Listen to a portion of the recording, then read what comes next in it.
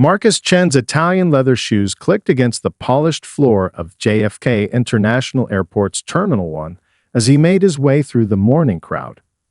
At 38, he carried himself with the quiet confidence of someone who had built something meaningful from the ground up. His charcoal Tom Ford suit, while expertly tailored, was chosen more for comfort during the 6-hour flight to San Francisco than for making a statement. Checking his Apple Watch, Marcus confirmed he was right on schedule, 2 hours before his flight, just as his father had always insisted was proper. Being early shows respect, his dad's voice echoed in his mind, a piece of wisdom from years of running their family grocery store in Queens.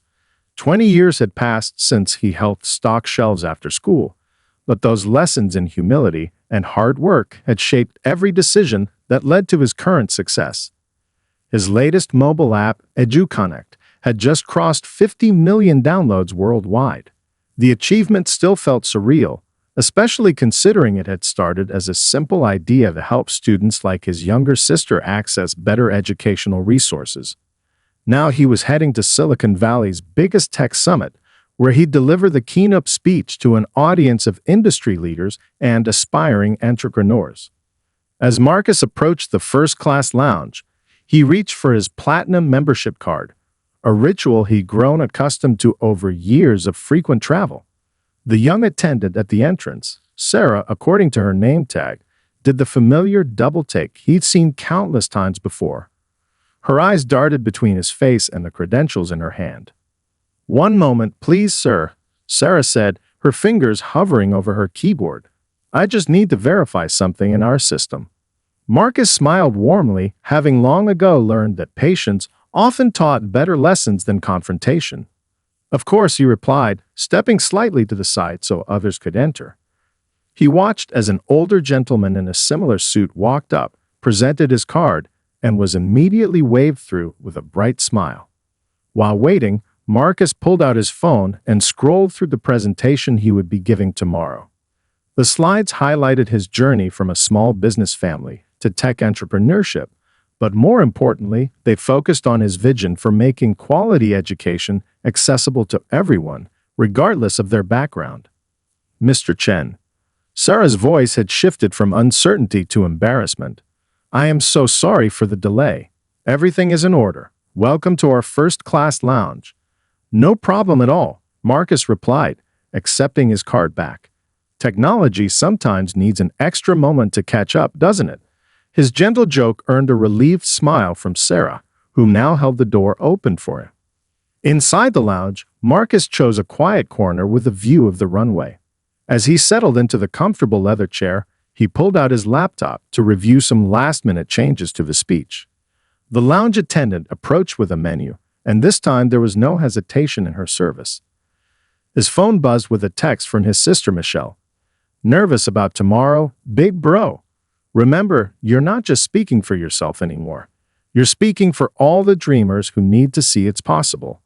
Marcus smiled at the message, thinking about how far they'd both come from their humble beginnings. Michelle was now a successful pediatrician, and together they'd created a foundation that provided scholarships to students from underserved communities. Looking out at the planes, taking off against the morning sky, Marcus reflected on the journey ahead. Tomorrow's speech wasn't just about business success or download numbers. It was about showing that determination, integrity, and kindness could coexist in the path to success. As he sipped his green tea, he began mentally rehearsing his opening lines, unaware that the next few hours would test these principles in ways he never expected. The boarding process for Flight AA 2547 to San Francisco proceeded smoothly as Marcus made his way down the jet bridge. He timed his arrival perfectly. Group 1 was just beginning to board, and the late morning sun streamed through the windows, casting long shadows across the terminal's carpeted floor. As he approached the aircraft door, the flight attendant's practiced smile flickered for just a moment. "Welcome aboard," she said, her eyes lingering a beat too long on his first-class boarding pass. Marcus nodded politely, already anticipating the familiar dance of assumptions and realizations that often accompanied his travels. The premium cabin gleamed under soft LED lighting, with its 12 spacious seats arranged in a 2-to-2 configuration. Marcus's seat, 2A, was a window position he'd specifically chosen for the transcontinental flight. A middle-aged man in seat 2B, wearing a navy pinstripe suit and tortoise-shell glasses, was already settled in, tapping away at his laptop. As Marcus approached the man, whose designer briefcase displayed the initials RW, glanced up briefly before returning to his screen. Then, in a double take that Marcus had experienced countless times before, his seatmate looked up again, this time reaching for his own boarding pass as if to verify his seat assignment. "Good morning," Marcus said warmly, placing his carry-on in the overhead compartment. He'd learned that breaking the ice often helped ease these moments. His Tom Ford garment bag followed, carefully arranged to keep his keynote presentation suit wrinkle-free. "Morning," Arduvu replied curtly, shifting slightly toward the aisle as Marcus took his seat. The leather upholstery creaked softly beneath him. The tension dissolved briefly when another passenger, an older gentleman wearing a bespoke suit and Rolex, approached their row. Arduvu visibly relaxed, presumably expecting this new arrival to be his real seatmate. The gentleman checked his boarding pass, frowned slightly, and continued toward the back of the first-class cabin. Arduvu's shoulders stiffened again. He closed his laptop and busied himself with the safety card in the seat pocket, though Marcus noticed he was holding it upside down. A young flight attendant named Michael approached with pre-departure beverage options. "Would either of you care for water or orange juice?" he asked, looking primarily at RW. "Water, please," Marcus responded. Michael started slightly at his voice, then recovered professionally. "Of course, sir." "And for you?" He turned to RW, who requested orange juice without looking up. As they waited for pushback, Marcus pulled out the latest issue of Tech Weekly, where his company's educational initiative was featured on page 32. The magazine's cover story highlighted emerging technologies in classroom settings, exactly the topic he'd be discussing at tomorrow's summit. From the corner of his eye, he noticed RW glancing at the magazine, then at him, then back at the magazine. The man's expression shifted from skepticism to confusion to something approaching recognition. Marcus pretended not to notice, instead highlighting key points in the article he planned to reference in his speech. The cabin continued to fill as other passengers boarded. A young woman in 3A, dressed in medical scrubs and clearly exhausted from what was probably a long shift, smiled warmly at Marcus as she took her seat. An elderly couple in the first row spoke quietly in Mandarin about their upcoming visit with grandchildren in San Francisco. The familiar announcements began overhead. "Ladies and gentlemen, welcome aboard American Airlines Flight 2547 with service to San Francisco International Airport. We're expecting a smooth flight today with an on-time arrival." Marcus pulled out his phone for one last check before airplane mode. A new email from the summit organizers confirmed his car service details for tomorrow. Everything was proceeding according to plan, yet something in the air felt different. His years of business experience had taught him to trust his instincts, and right now they were telling him this flight might be more memorable than most. As the cabin door closed with a heavy thunk, Marcus settled back into his seat, unaware that the next few minutes would prove his instincts absolutely right. The plane's engines hummed steadily as the final pre-flight checks were underway. Marcus had just opened his laptop to review his presentation when the cockpit door opened with a metallic click. Captain Richard Walsh emerged, his 4 gleaming stripes catching the cabin light as he stepped into first class. The captain moved with the confidence of someone who'd spent decades in the sky. He carried a tablet in one hand, his eyes scanning each passenger as he made his way down the aisle. This routine inspection wasn't unusual. Marcus had seen it countless times before, but something about the captain's deliberate pace suggested this wasn't entirely routine. "Good morning, everyone," Captain Walsh announced, his voice carrying that distinctive blend of authority and approachability that seasoned pilots often possessed. He paused at each row, exchanging pleasant greetings with passengers, his tablet apparently displaying the passenger manifest. When he reached row 2, the captain's easy smile faltered. He glanced at his tablet, then at Marcus, then back at the tablet. "Sir," he addressed Marcus, his tone shifting subtly, "there seems to be a situation we need to address." The surrounding conversations in the cabin quieted. Marcus could feel RW and 2B trying not to stare while pretending to be absorbed in his phone. "Yes, Captain," Marcus responded calmly, closing his laptop. "According to our premium cabin manifest, all first-class passengers should have received golden boarding passes during check-in," Captain Walsh stated, his voice pitched to Carrie. "Could you verify your boarding documents?"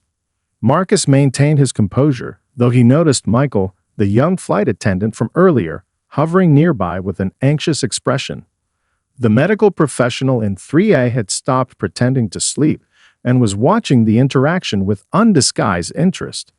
"Of course," Marcus replied, reaching into his jacket's inner pocket. He withdrew the unmistakable golden boarding pass, along with his platinum executive membership card that gleamed under the cabin lights.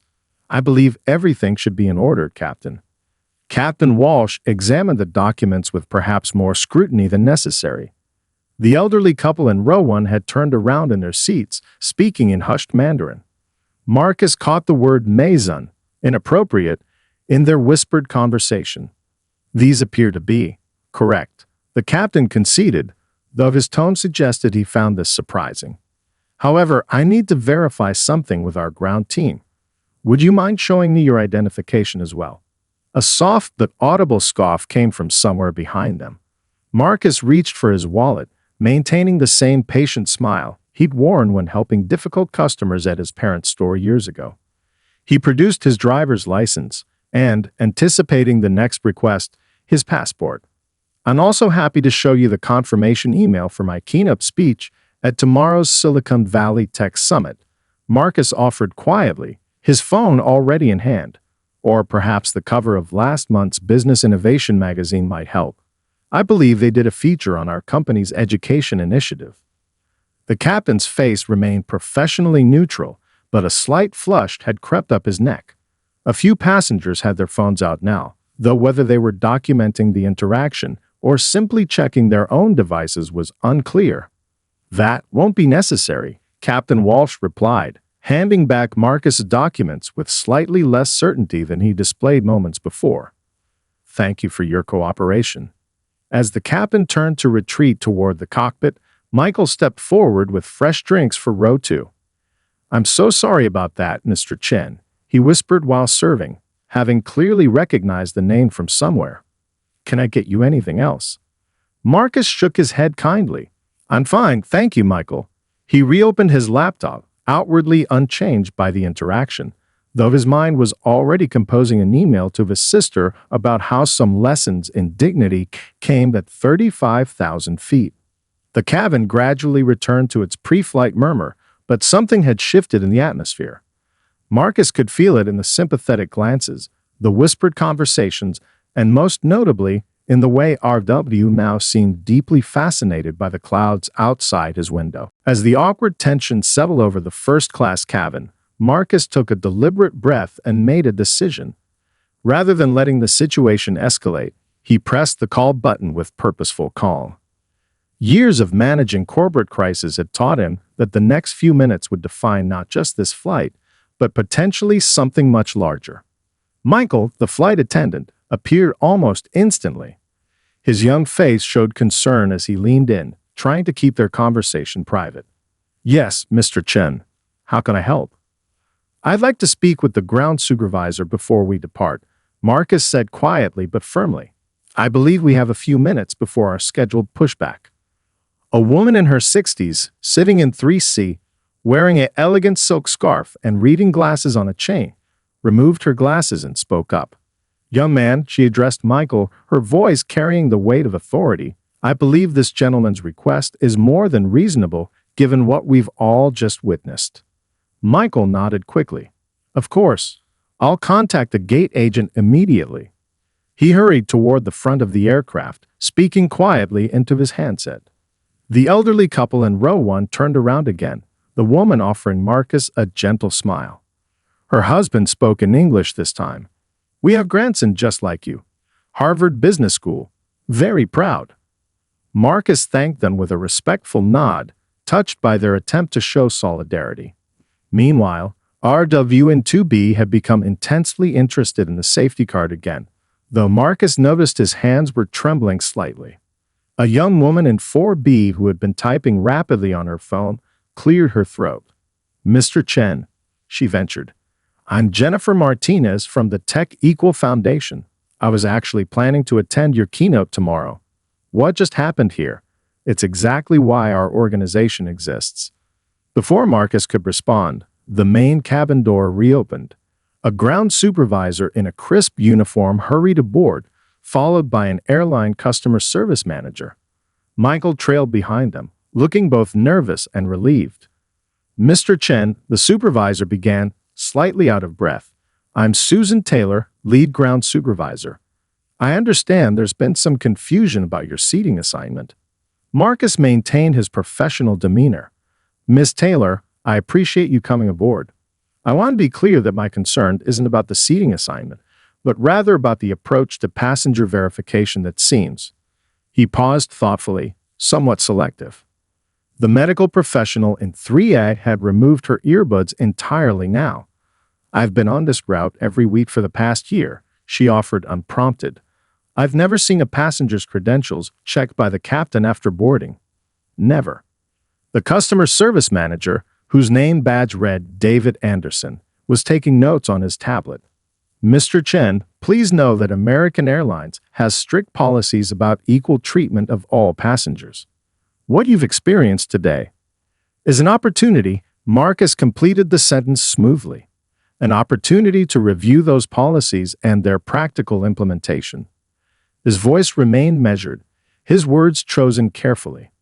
"I'd appreciate a follow-up discussion about this, but right now, I believe we're all eager to depart on time." Several passengers nodded in agreement. The woman in the silk scarf actually applauded softly.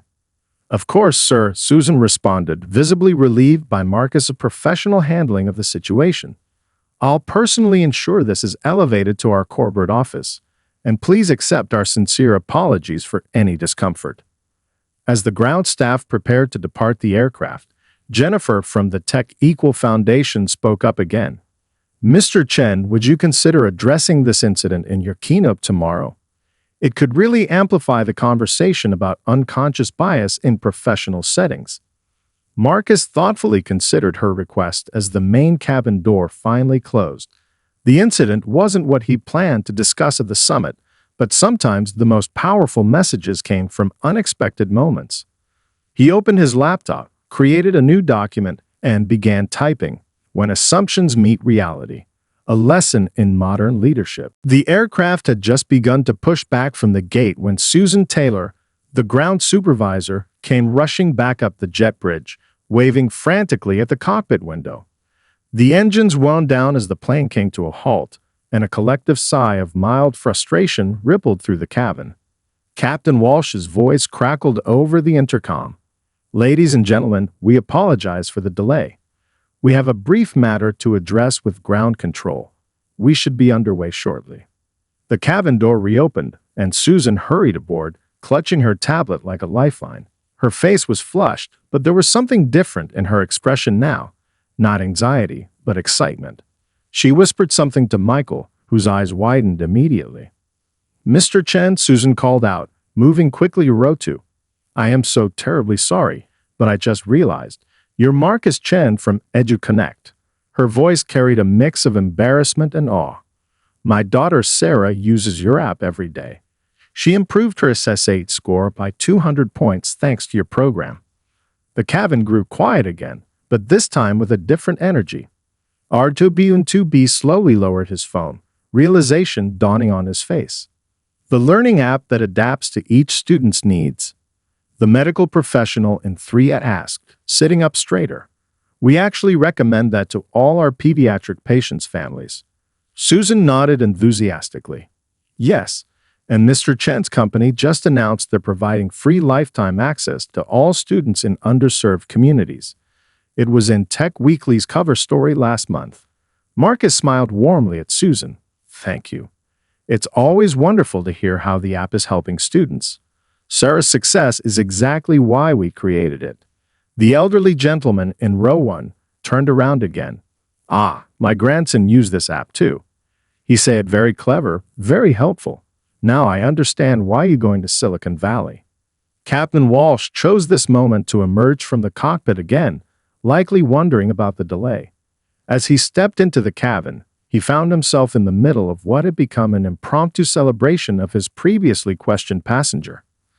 Captain, Susan said, her professional demeanor slightly cracking with excitement. Do you realize we have the founder of EduConnect on board? The company that just signed that major contract with the Department of Education. The captain's face went through a remarkable transformation, confusion, recognition, and finally, understanding. The flush that had crept up his neck earlier now reached his ears. Jennifer from the Tech Equal Foundation couldn't contain herself, and he's giving the keynote at tomorrow's summit. The whole tech industry is talking about his ideas on accessible education. Mr. Chen, Captain Walsh said, his voice noticeably different from their earlier interaction, I owe you an apology. My earlier behavior was unprofessional. Marcus stood, offering his hand to the captain. We all have moments that teach us something, Captain Walsh. What matters is what we learn from them. The woman in the silk scarf nodded approvingly. Now that's what I call grace under pressure. Michael, who had been standing nearby, suddenly brightened. Oh, that's why your name was familiar. My younger sister got one of your foundation scholarships last year. She's studying computer science at MIT now. The atmosphere in the cabin had transformed completely. What had started as a tense confrontation had evolved into a moment of connection. Even R.W., who had been doing his best to become invisible in 2B, managed a small smile. Captain, Marcus said, his voice carrying quiet authority, I believe we have a schedule to keep. San Francisco awaits, and I have a feeling this flight will give us all something meaningful to reflect on. As Captain Walsh returned to the cockpit and the departure process resumed, Marcus noticed several passengers pulling up the EduConnect app on their phones. He smiled to himself, remembering his father's words about every challenge being an opportunity to teach, though he doubted his dad had ever imagined the lesson would take place at 35,000 feet. As the plane reached its cruising altitude, Marcus noticed a subtle shift in the first-class cabin's atmosphere. The initial tension had dissolved into something more contemplative. He opened his laptop, but instead of returning to his keynote presentation, he started a new document titled Turning Moments into Momentum. Michael approached with the lunch service, his earlier nervousness replaced with genuine warmth. Mr. Chen, would you prefer the grilled salmon or the chicken pasta today? As Marcus selected the salmon, Michael hesitated, then added quietly, My sister would never forgive me if I didn't tell you how much your app's coding tutorials helped her prepare for MIT. Pull up a photo of her, Marcus suggested with a smile. I'd love to see one of our success stories. Michael beamed, quickly showing a picture of a young woman in an MIT sweatshirt. Send me her contact information. We're always looking for summer interns who understand our mission firsthand. The elderly couple from row 1 overheard the exchange. The wife turned around, her eyes twinkling. See, this is what we tell grandson. Success not just about money, but about helping others climb up too. R.W., who had been silently observing these interactions, finally spoke up. Mr. Chen, I feel I owe you an apology as well. My behavior earlier wasn't. It wasn't who I want to be. Marcus turned to his seatmate with genuine interest. Tell me, what do you do for a living, Mr. Williams, Robert Williams? I'm in corporate training, actually. He gave a self-deprecating laugh. The irony isn't lost on me. Corporate training? Marcus's eyes lit up with an idea. Perhaps everything that happened today happened for a reason, Mr. Williams. Would you be interested in hearing about a new initiative I've been considering?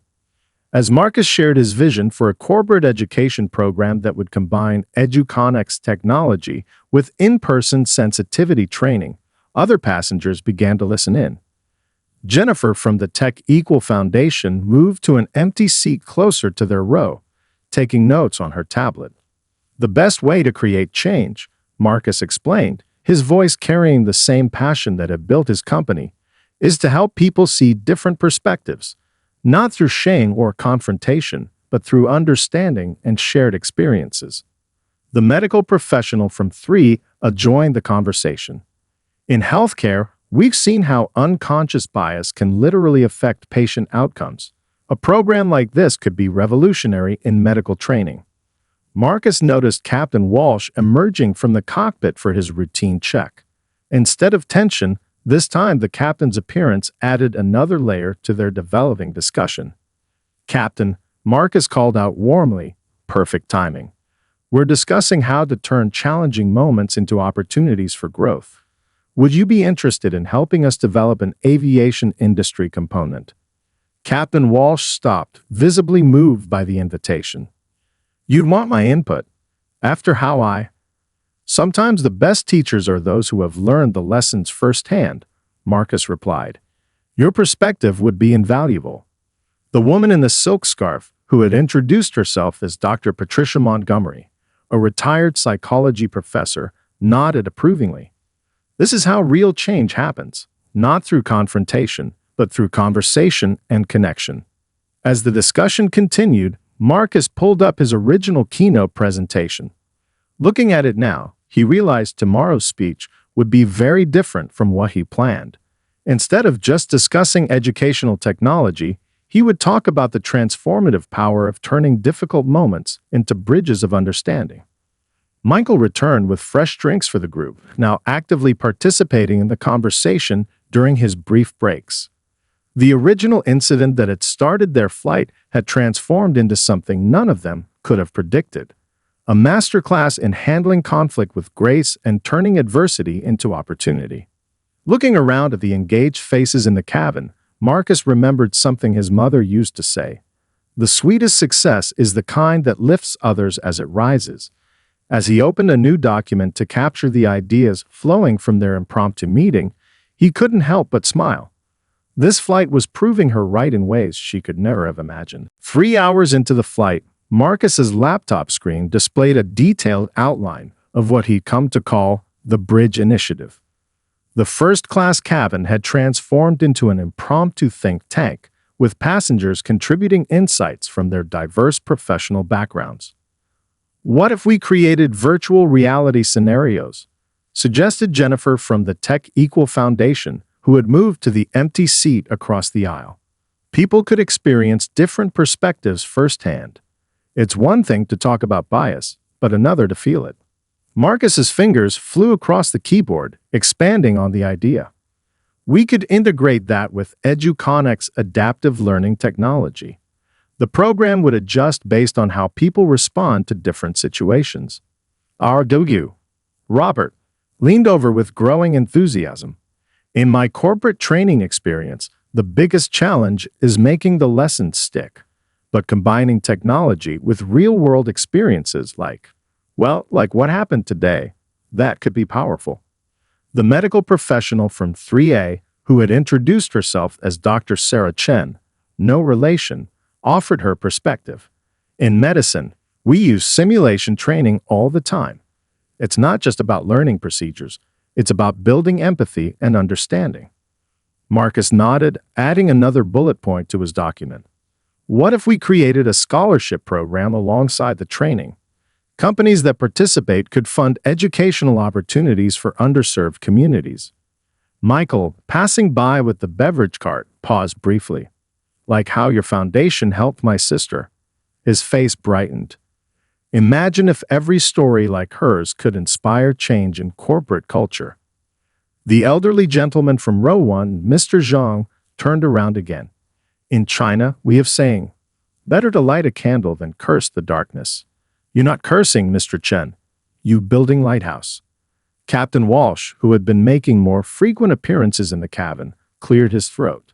"The airline industry. We could really benefit from this. Not just in customer service, but in our hiring practices, our training programs." "Exactly," Marcus agreed, opening a new section in his document. "Every industry has its own unique challenges and opportunities. The key is creating bridges of understanding that connect them all." Dr. Montgomery, the retired psychology professor in the silk scarf, adjusted her glasses thoughtfully. You're not just addressing bias, you're creating a whole ecosystem of positive change. The ripple effects could be extraordinary. As Marcus refined the proposal, he incorporated elements from everyone's suggestions: virtual reality modules, real-world case studies, mentorship programs, and educational scholarships. The initiative was growing into something far more comprehensive than he had initially imagined. We could launch a pilot program with the airline industry, he mused, creating a timeline. Use the lessons learned there to refine the approach for other sectors. Jennifer was already making connections on her tablet. The Tech Equal Foundation would love to partner on this. We have data from similar initiatives that could help shape the program. Robert pulled out his business card. My firm works with several Fortune 500 companies. Once you have the pilot program running, I'd be honored to help facilitate introductions. Marcus saved the document, feeling a sense of purpose that went beyond his original keynote speech. Tomorrow's presentation would now include the birth of something transformative, a program that could turn uncomfortable moments into stepping stones for progress. Dr. Chen smiled as she reviewed the outline on her tablet. You know what's remarkable? This whole initiative grew from a moment that could have gone very differently. Instead of reacting with anger, you chose to build bridges. The cabin lights dimmed slightly as the afternoon sun streamed through the windows. Marcus looked around at the faces that had become partners in this unexpected venture. His father's voice echoed in his memory. Success isn't just about what you achieve, it's about what you inspire others to become.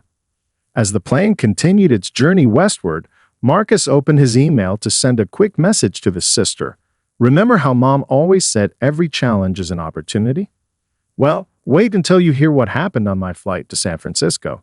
I think we're about to make her very proud. 6 months later, Marcus stood on the stage of the National Aviation Conference in Dallas, looking out at a sea of faces. The audience included airline executives, pilots, flight attendants, and industry leaders from across the country. But his attention was drawn to two particular faces in the front row. Captain Richard Walsh sat there in his formal uniform, his posture reflecting both pride and humility. Beside him was Michael, no longer in his flight attendant uniform but wearing a sharp business suit. He'd recently been promoted to the airline's corporate training division. When I boarded that flight to San Francisco 6 months ago, Marcus began, his voice carrying clearly through the auditorium. I had no idea it would lead to what we're launching today. Sometimes the most powerful innovations come from our most challenging moments. The screen behind him displayed the logo of the Bridge Initiative, a joint venture between EduConnect, major airlines, and the Tech Equal Foundation.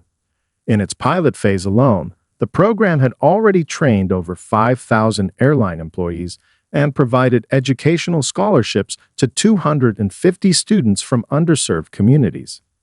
Success isn't measured just in numbers, Marcus continued, gesturing to a series of testimonials on the screen. It's measured in changed perspectives, in new opportunities created, and in bridges built between communities.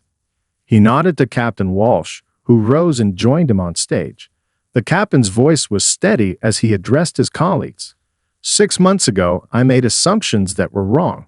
But thanks to Mr. Chen's grace and vision, my mistake became a catalyst for industry-wide change. From her seat in the second row, Jennifer Martinez of the Tech Equal Foundation beamed. The organization had become a key partner in developing the initiative's virtual reality training modules, which were now being adopted by companies across multiple industries. Robert Williams, the former nervous seatmate from 2B, stepped up next. His corporate training firm had been instrumental in rolling out the program. What we've created here goes beyond sensitivity training, he explained. It's about building genuine understanding and connection. Marcus watched as Michael shared his sister's story. She was now interning at EduConnect while continuing her studies at MIT, helping to develop educational programs for the next generation of tech leaders. The elderly couple from that fateful flight, the Shines, had flown in specially for the event. Their grandson, now a project manager for the Bridge Initiative, was leading the program's expansion into international markets. Dr. Sarah Chen's medical training modules have become an unexpected success story, with hospitals across the country adopting the program's principles for healthcare equity training. As Marcus prepared to announce the initiative's next phase, he glanced at his phone. There was a message from his sister. Mom and Dad are watching the live stream from the store. Dad hasn't stopped smiling. Today, we're announcing that the Bridge Initiative will be expanding to include all major U.S. airlines, Marcus revealed. But more importantly, we're establishing a $50 million scholarship fund for aviation and technology education, ensuring that opportunities reach those who need them most. The applause was thunderous, but Marcus raised his hand for quiet. However, our greatest accomplishment isn't measured in dollars or training numbers. It's measured in the stories I hear every day of people choosing understanding over assumption, of barriers being broken, of bridges being built. Captain Walsh stepped forward again, this time holding something in his hands, a framed photo of the original first-class cabin crew from that San Francisco flight, now all members of the Bridge Initiative's advisory board.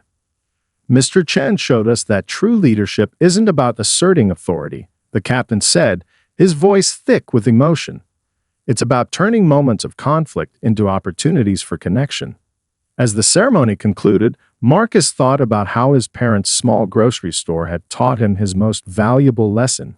Every person who walks through your door carries a story worth knowing. The Bridge Initiative had turned that lesson into a movement, proving that sometimes the most powerful changes begin with a simple choice. The choice to respond to prejudice not with anger, but with an invitation to understand.